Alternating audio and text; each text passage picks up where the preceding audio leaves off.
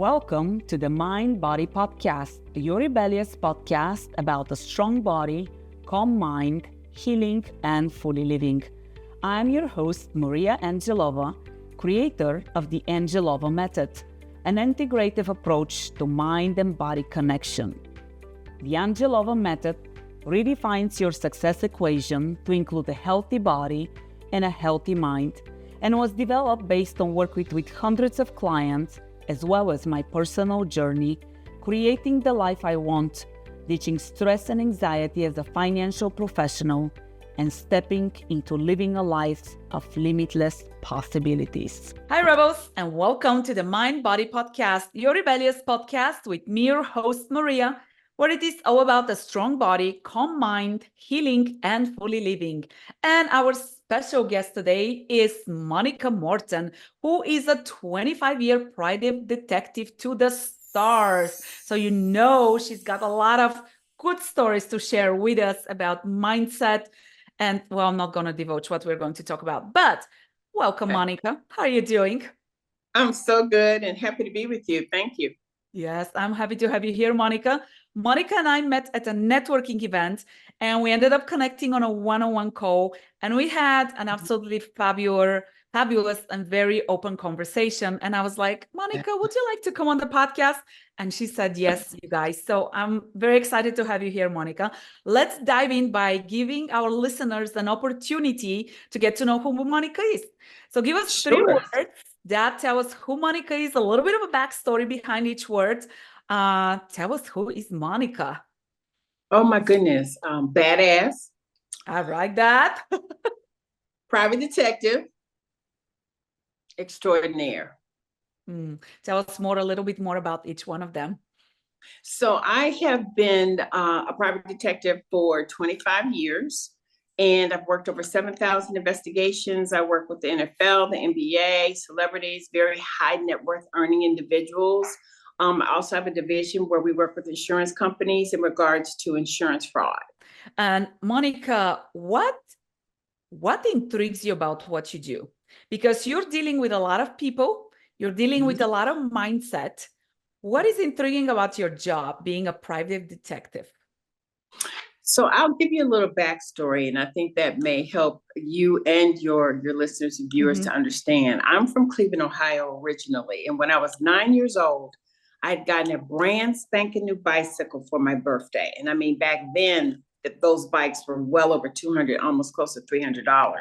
And I was in a park on some monkey bars playing with the other 8, 9-year-old kids, and this basketball rolled up to me. So I saw this kid, he was about 16 years old, and I thought I was being a lady, and I tossed the basketball to him, and he proceeded to steal my brand spanking new bicycle. So I went home, and my mother said, well, that's it. You're not getting a new bike. And I said, take me to the library. And my mother looked at me and she said, you are the most insane child I've ever seen. I said, don't argue with me. Take me to the library. I went to the library, Maria, and I went through every yearbook in my county, found his photograph, made my parents take me to the police department. I made them file a police report, and I made them file a lawsuit against his parents. And I won the lawsuit, and the judge made his parents buy me a new bicycle. And I was 9 years old.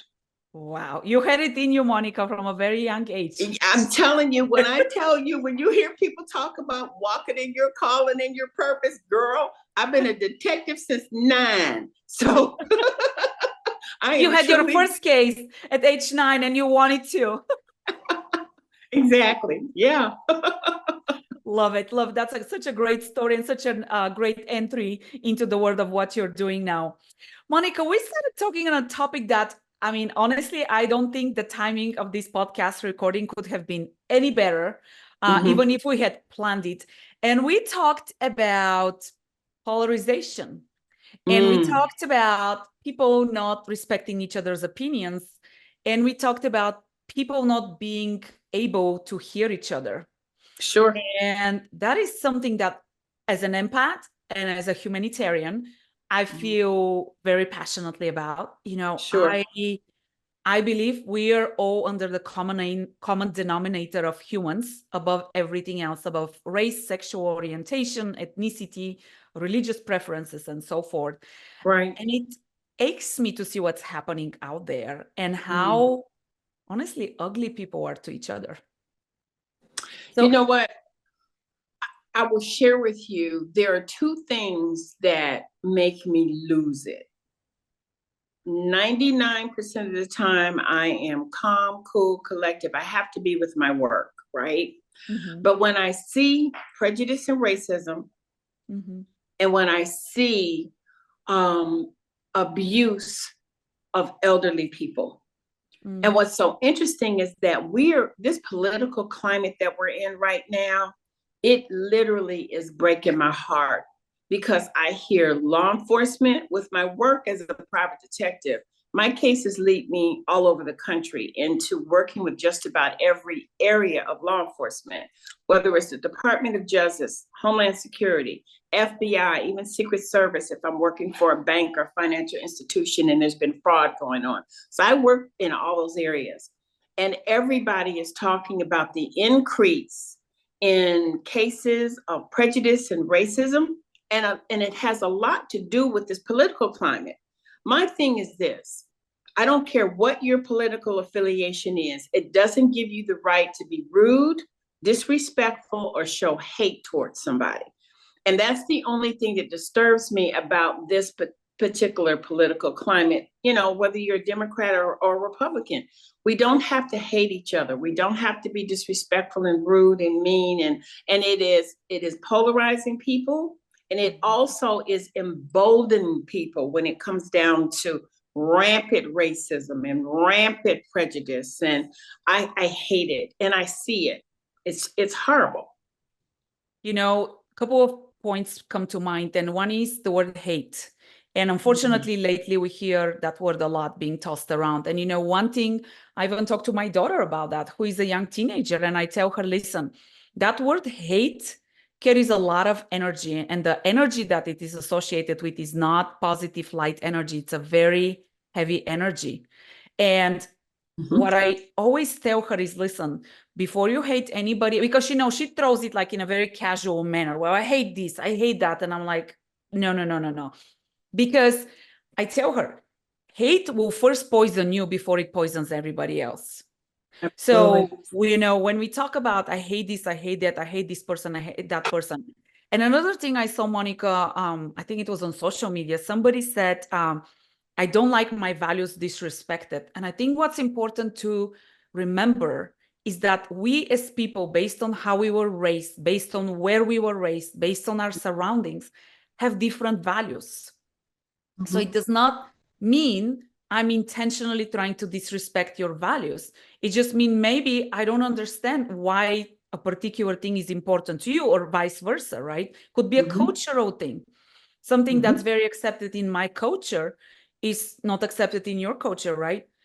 It doesn't mean I hate you. It doesn't mean I disrespect you. It doesn't mean I don't like you. And I will tell you, as a foreigner, I've gotten myself into trouble with stuff, especially when we moved here. They're like, well, you can't say that. And I'm like, oh, I didn't know that. I wasn't mean. I wasn't bad. It was just, I was lacking in that case, the cultural awareness of something that's not accepted here versus it's totally fine back home. Do you have any? Yeah, because first of all, that word is not in my vocabulary, Maria. I don't use it. You can literally hear me on podcasts and talk shows, because I'm on 5 crime shows right now as a crime expert. So I'm all over the place. I don't use that word. It's not allowed in my vocabulary. It's not in my spirit. It's not in my energy. So I don't have to really do anything to contain not saying it, because it's such a powerful word.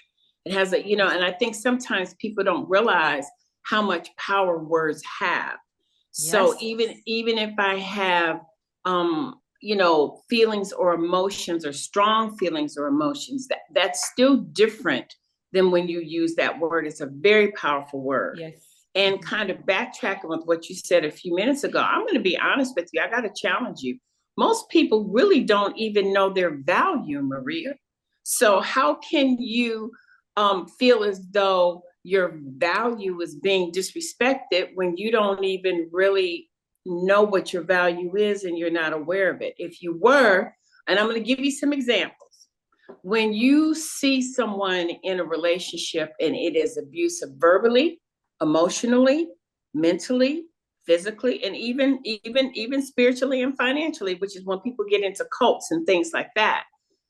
The only way that those things can take place is when you have lost comprehension of what your value is.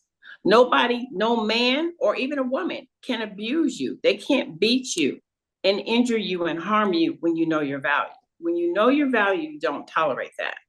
You just don't. It's the same thing with, spiritual. When people take advantage of people spiritually and they're involved in cults and things like that.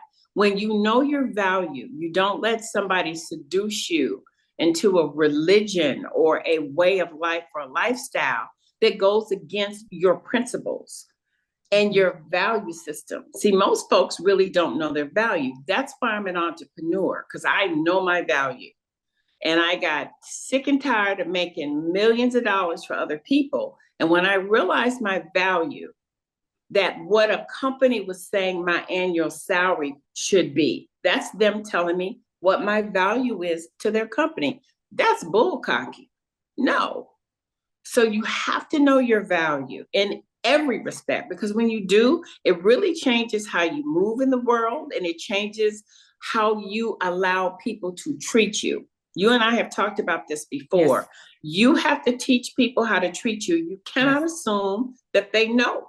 Yes. What if they're used to cussing up constantly? What if they're used to being disrespectful constantly? What if you're working for an employer and he's used to having misogynistic ways or attitudes towards women? Mm-hmm. If you don't know your value, you will tolerate that. I don't tolerate it. When I left, I'm going to make you guys laugh. When I left corporate America, I promise you, my personnel file was this thick. I was constantly being rolled up, reprimanded, and everything else, because I knew my value. You weren't going to disrespect me. You weren't going to talk to me any kind of way and treat me any kind of way because you're my boss. That doesn't give you the right to abuse me. It does not. You know what I'm saying? And I see that a lot in corporate America, where people are being bullied. I mean, come on now. Look at what we just went through with the Me Too movement and Time's Up. How did any of those things take place? If you know what your value is, you would never allow your boss to abuse you sexually or harass you sexually. Because if you know your value, I don't care if he owns the company, you go to the EEOC, you hire an attorney, and you sue his behind where he doesn't do that to anybody else ever again. But you can't not know your value, and you can't not operate in a spirit of confidence, because if you operate in the spirit of fear, you are immobilized and you will never get anything done in this world. You said so many things. So let me kind of start and see if I remember all of them. You said that word, right? The word hate will impact your spirit. And I think that's something very, very powerful. Like I said, hatred towards somebody is not going to impact only the other person. It will impact your spirit. It will impact your well-being. It will impact your energy. So I think that's very, very important to note. When you're talking about value, when you're speaking, I'm thinking more of like self-worth.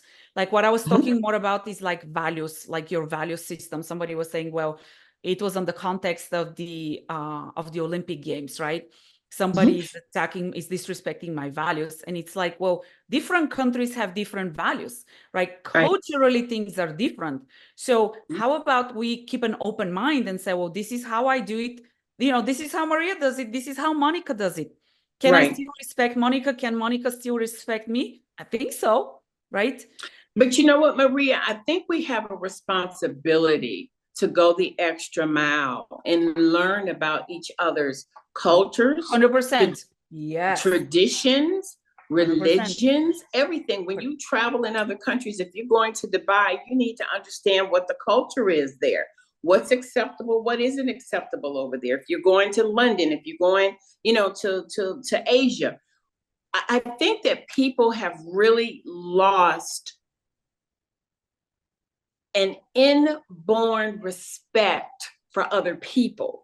Because when you respect all people, To me, that's natural. I've traveled all over the world. I always make sure I research. So I know etiquette. So I know tradition. So I know religion. So I know, what's acceptable, what isn't acceptable. You know what I'm saying? But No, I think 100%. this culture has gotten where it's like everybody feels like that they can do what they want to do and act the way they want to act and treat people the way they want to treat. And it's ridiculous. I mean, some of the things that I see on social media, I'm stunned, embarrassed for people and stunned, but it's like they don't care. And we have to get back to caring.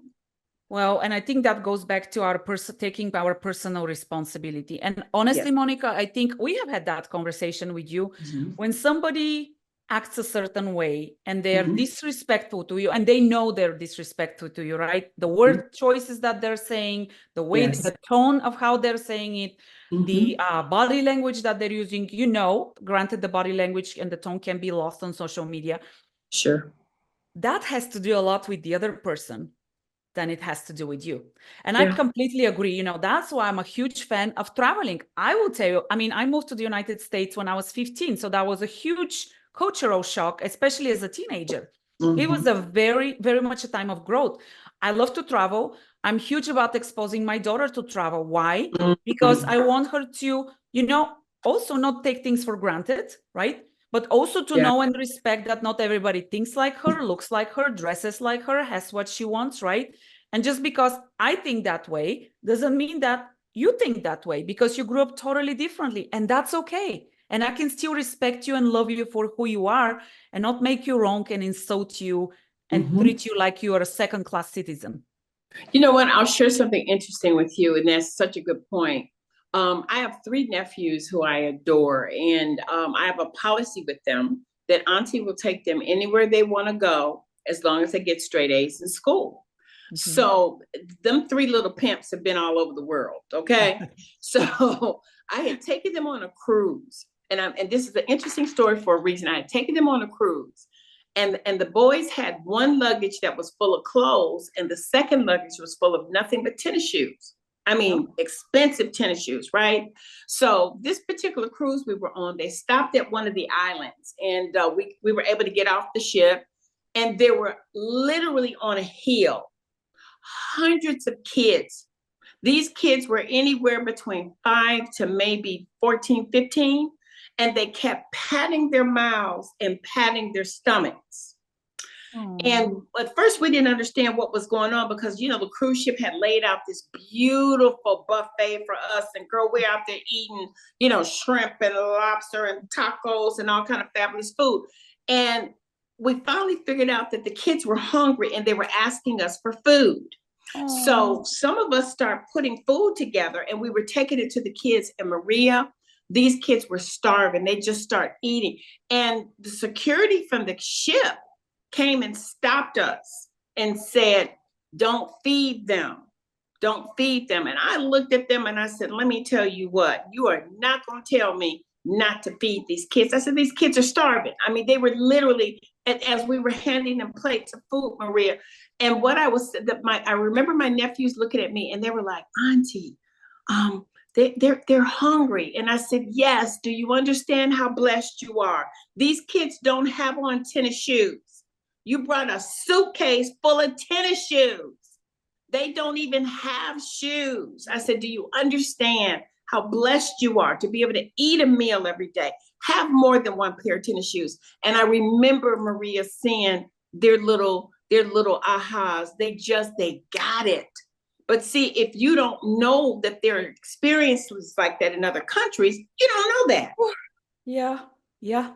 I will tell you a very quick story. We were in Bali 2 years ago, mm-hmm. and we took a hike up a volcano, and I knew it was going to be ashy and my shoes will get messy. So I took mm-hmm. an older pair of shoes that were just a little bit ripped on the top. And my plan was when they get dirty, I'm just going to throw them away because they're old. Monica, we got this guide, a young kid. He was 17, an orphan. Both of his parents died in a motorcycle accident. So he was responsible for himself, his 2 younger siblings. And this was his job, to take tourists up the mountain and then bring them back down. And Monica, his shoes, the entire sole of the shoe when he lifts up comes off the shoe. That was his shoe. And when I tell you this was a hike, like this wasn't just like, let's take a leisurely stroll in the park. This was like a hike with rocks and elevation and stuff like that. Wow. I Right. can start crying just sharing this story with you. And then what I found out is that him and his brother have only one pair of shoes. So sometimes he has to give his shoes to his brother so that his brother can go to school. And then he climbs the mountain. If he has to do 2 routes, he climbs the mountain barefoot. Mind you, a lot of the tourists were complaining how uncomfortable their shoes are, how blisters are. Monica, I felt so ashamed. I looked at my shoes. My shoes were like completely new comparison to his shoes. And he was so Yes. proud of his shoes that he had shoes, Yes. Monica. Yes. And Yes. we got down and I told my husband, I said, do you think it will be offensive if I offer him my shoes? I said, then he can have shoes and his brother, perhaps they can fit him, can have a pair of shoes. I took my shoes, Monica, and I walked into the car in my socks. This boy, Monica, was so happy. I believe it. My old pair of shoes, which I was going to throw away. And it's just those reminders of we forget how blessed we are. We forget how our health. Yes. We're on a vacation, Again, I have extra pair of shoes, which I'm going to throw because they're getting older, but I have another pair of shoes. He is making a living for his siblings and sharing one pair of, when I tell you ripped off shoes, I mean, those shoes were barely hanging, with his brother. But you know what, Maria, what I love about that story is how many other people saw the same thing that you saw and didn't do a damn thing. Well, see, everything happens for a reason. People don't realize that. Even if we're going through tragedy, hardship, trials and tribulations, mountain experiences, valley experiences, everything happens for a reason. And to me, that shows not only your wisdom, but your maturity and your compassion. I mean, we live in one of the richest countries in the world, and we have one of the highest rates of homelessness. Explain that to me. How you can find $2 and $3 billion to build a stadium for athletes to play basketball or football or whatever, but you can't find a way to get all these homeless people off the street. I mean, there's an area where I live. There's so many homeless people over there. Everybody's complaining about it. And I'm like, do something. I mean, I'm in the process of doing something. We're in the process of opening up a shelter because I see the problem. But everybody, if you see something, do something. Don't just complain about it. I mean, I love what you did. But what's so crazy is how many other people had an opportunity to do the same thing that you did and didn't give them their damn shoes and probably have 40 pairs of shoes back at the hotel or wherever or someplace else. See, that's to me what I think that we have to pay attention to. Where are we in regards to our compassion for humanity? And it has nothing to do with race. Humanity. And I think, and you know what, Monica, as we're speaking, actually a little challenge comes to mind. Tell me what you think about that. I would love to ask our listeners to, one thing I tell Monica, and maybe I share this with you, is I say, if you don't like somebody, whatever, you hate them, you dislike them for whatever reason, invite them to a cup of coffee, invite them for a walk and hear their story. Absolutely. And when you do that, you will be amazed of how much more common you have in them than some that separate, right? I agree with you. We all have lenses through which we see the world. And if we learn to calibrate those lenses to see through the lens of humanity, I think this world will be such more beautiful place for everybody. Yeah. So as I say that, I would love to ask people for, you know what, Monica, you said it, be the change. Don't just point out the change, but do something. And you know what? It does not have to be big. It does not have to be grand, right? It does not have to be build a whole shelter because people are like, well, I can't do that. That's okay. Start with kindness toward one human being, kind of like the pass it forward, right? Absolutely. And I would encourage you to do that towards somebody that you see as somebody who doesn't align with you. Why? So that you can see the beauty in that person, but give that person an opportunity to show you who they are as human. Monica, again, we've talked about this. I don't believe people are maliciously bad. I think people have circumstances and traumas and things that get them to act a certain way. Yes. And I think a lot of the ugliness that we see in the world today is because people are going through real challenges. You know what? I'll share an interesting story with you. This happened probably a while back, about 12 years ago. I was working in investigation in one of the most racist, I'm not going to name it, but one of the most racist cities in America. I mean, literally, they don't hardly have any Black people there to this day, and it's 2024. So I told the client that it was a very racist city, and they said, we don't care. We heard you're the best. So I went on ahead and proceeded with the investigation. So went to the police, let them know that I was going to be in town, did not tell them specifically where I was going to be because I knew how racist it was, and I didn't want them to tip my guy off. So I found this little old farmer. He agreed to let me sit on his property. I said, all I need to do is just sit where I can watch the cars coming up and down this road. I know what he drives. I just need to be able to see. And then that way I can do my mobile surveillance and see what he does and where he goes. So he was real sweet. First day went great. I came back the second day and he said, ma'am, he said, I'm so sorry. He said, but you can't park here anymore. And I said, oh, okay. And he said, it's not me. He said, the KKK came. They know that you're here. And they told me if I allowed you to park, it would be a problem for me. I said, sweetie, I don't want it to be a problem for you. No worries. So as I was getting ready to leave, he said, can I say something to you? And I said, sure. He said, you're the first Black person I've ever met. This guy had to be 70 to 80, Maria. Unbelievable. And he said, can I ask you something else? I said, sure. He said, can I touch your face? And it was like he was expecting for me to be chocolate and that the color was going to come off. So, I've shared this story and I've had people say, I would have never let him touch my face. No, it was a teachable moment. I let him touch my face and I thanked him for letting me park there. And he said, I wish that I had known other Black people. He said, my father was a racist. His father was a racist. He said, I've never known a Black person. He said, you're the first Black person that I've ever really met. And I asked him, I said, can I hug you? And he let me hug him and I hugged him. And I was so happy that God allowed me to be there because it was truly a teachable moment for him. I could not imagine living that long. And he told me, he said, I was taught to hate. I was taught to hate Black people. He says, but you know what? You're just like me. I said, I am. I just have melanin in my skin that makes me darker, but I'm just like you.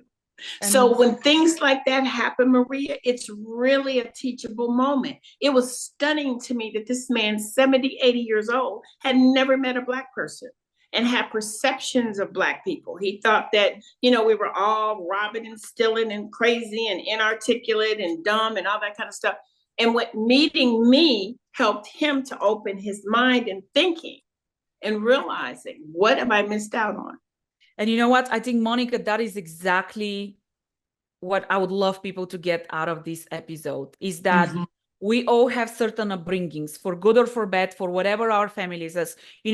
Remember that your parents, whoever raised you, did the best that they can with what they knew, right? Yes. So in this case, his family raised him the way they knew, right? Right. Yeah. Let's give people an opportunity to get to know us. Let's get each other an opportunity to get to know each other, because once again, that is how, polarization is not serving any one of us, no matter what your race, ethnicity, whatever, sexual orientation, it is not serving us, right? So let's give each other an opportunity to get to know each other and to see the human in each and every one of us. Absolutely. And I say this to people all the time, Maria, because I speak a lot. And I said, 9/11, when those passengers on those jets realized that they were getting ready to die, I said, do you think they looked at their seatmate and asked them whether or not they were a Democrat or Republican? I said, I guarantee you, their last dying thoughts weren't about whether somebody was Black or white. I said, I guarantee you, they were holding each other's hands and hugging each other and saying a prayer, whether they were Black, white, green, yellow, purple, or polka dot. So we have to have that same spirit of camaraderie and love for each other. And it shouldn't be based on tragedies that are happening in the world. I get sick of seeing it always takes some tragedy, whether it's Katrina, or what happened in Maui with the wildfires and everybody's kumbaya. Why does it always take something tragic to happen for us to give a damn about each other? I hate that. Yeah. Hate it. We got to do better. We just got to do better. We got to do better. Yeah. Let's leave our listeners with that message. Monica, I cannot let you go without asking you, what does rebellious stand for you? What does rebellious mean to you?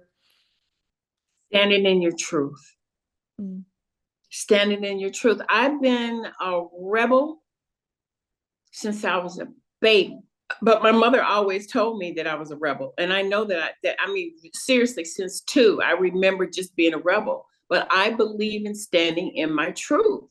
If it means that I lose my life for standing up for what's right, then that's just what's going to have to happen. But I believe that we all have a responsibility. Stand in your truth. It's not about going with the status quo and with the gang and with the crowd. You stand for what you know is right, period. Yeah. Monica, thank you, my friend. I appreciate you. I appreciate having this open conversation. Rebels, I do hope this conversation inspired you, got you to pause and think, and do take us up on our little challenge and talk to somebody who you think is very different than you, establish a connection with them and see what that does for your mindset. Monica, tell us websites, social media. I know you're not big on social media, but where can people, if they would like to connect with you, where can they find you? So on all social media platforms, it's the 007 Diva for Life. And email or website is www.knowllc.net. And would love to hear from everybody. Yes. Monica, thank you. You guys, please help us share love and understanding and compassion for each other. Like this episode, share it with anybody who can benefit. Again, our intent is to get us to unite and to feel better and to grow together as humans. Yeah, I love it. Yeah. Stay rebellious. Thank you, Monica. Thank you. Appreciate it. Did you enjoy the conversation? Like, subscribe, and share with your friends. Want to learn more about the Angelova method? Please visit our website rebellious-studio.com.